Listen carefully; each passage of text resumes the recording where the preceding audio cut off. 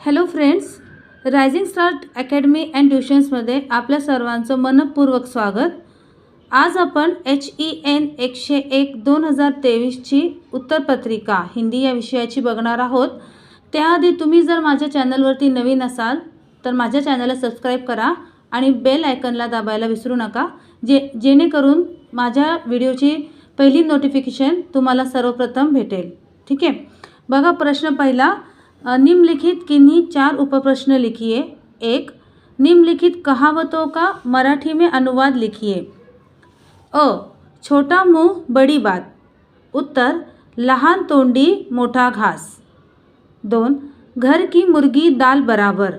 उत्तर पिकते तेथे विकत नाही. 3. आँख ओठ पहाड़ और. उत्तर दृष्टि आड़ सृष्टि. 4. मुल्ला की दौड़ मस्जिद तक. उत्तर सरड्याची धाव कुंपण्यापर्यंत. 5. अक्लमंद को इशारा काफ़ी है. इशारा काफ़ी.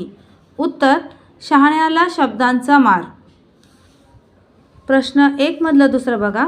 हिंदी ही इस देश की राष्ट्रभाषा होने योग्य है, स्पष्ट कीजिए. आता या प्रश्नाचं उत्तर माझ्या मागच्या व्हिडिओमध्ये मी दिलेलं आहे, तर तुम्ही ते बघू शकता की हिंदी ह्या देशाची म्हणजे आपल्या देशाची राष्ट्रभाषा होणे योग्य का आहे याचं उत्तर मी सविस्तर दिलेलं आहे.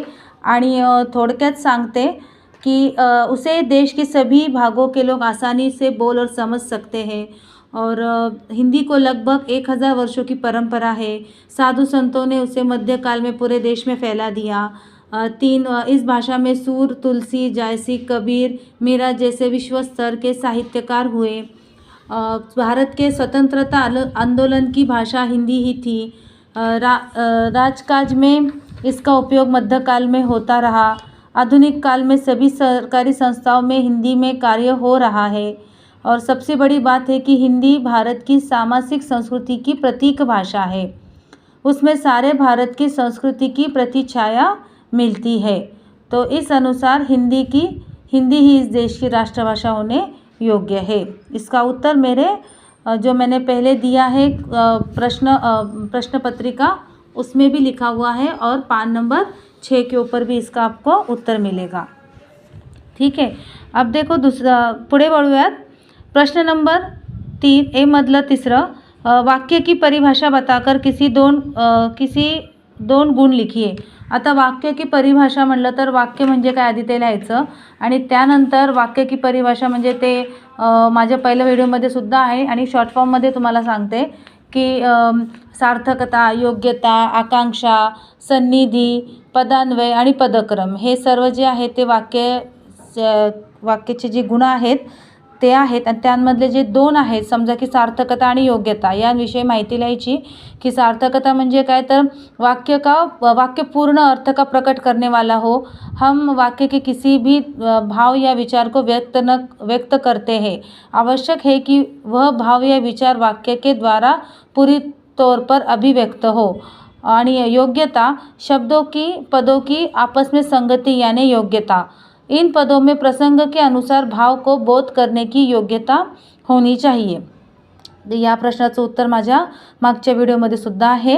आणि हिंदी की वाक्य रचना और उसके प्रकार हे जे एक आपला जो एक पाठ एक धडा आहे त्याच्या स्टार्टिंगला सुद्धा आपल्याला भेटेल. आता बघा पुढचा प्रश्न जो आहे. निम्नलिखित प्रशासकीय शब्दों के नाम हिंदी में लिखिए. ए. Balance sheet. उत्तर स्थिति वितरण. बी. अलॉटमेंट. उत्तर संशोधन. सी. रजिस्ट्रेशन. उत्तर पंजीकरण. डी. Travelling allowance. उत्तर यात्रा भत्ता. आणि ई. अप्रूवल. उत्तर अनुमोदन. प्रश्न पहिला मधला 5वां बघा. निम्नलिखित हिंदी मुहावरों का मराठी में अनुवाद लिखिए. अ. कलई खुलना. उत्तर भांडे फुटणे. ब. अकल का दुश्मन. उत्तर अकलेचा कांदा. स. दिमाग लडाना. उत्तर डोके चालवणे. द. गदडी का लाल झाकले माणिक. ई. बात ही बात में हा म्हणता. प्रश्न दूसरा. निम्नलिखित कहावतों का अनुवाद हिंदी में लिखिए. अडला नारायण गाढवाचे पाय धरी. उत्तर वक्त पडे बाका तो गधे को कहो काका. ब नाव सोनूबाई हाती कथा लाचा वाळा. उत्तर नाम नैन सुख आँख के अंधे. स उथळ पाण्याला खळखळाट फार. उत्तर अधजल गगरी छलकत जाय. द गाढवाला गुळाची चव काय. उत्तर बंदर क्या जाने अदरक का स्वाद. ई दुरून डोंगर साजरे. उत्तर दूर के ढोल सुहावने. प्रश्न दुसऱ्यातला दुसरा बघा. निम्नलिखित हिंदी मुहावरों का मराठी में अनुवाद लिखिए. पहाड़ टूटना. उत्तर डोंगर कोसळणे. ब आँख लगना. उत्तर डोळा लागणे. स दाल न गलना. उत्तर डाळ न शिजणे. द मुंह में पानी भर आना. उत्तर तोंडाला पाणी सुटणे. ई उंगली पर नचाना. उत्तर बोटावर नाचवणे. प्रश्न 3. क्रयादेश के पत्र का नमूना तैयार कीजिए. उत्तर क्रयादेश के पत्र किस वजह से लिखे जाते हैं.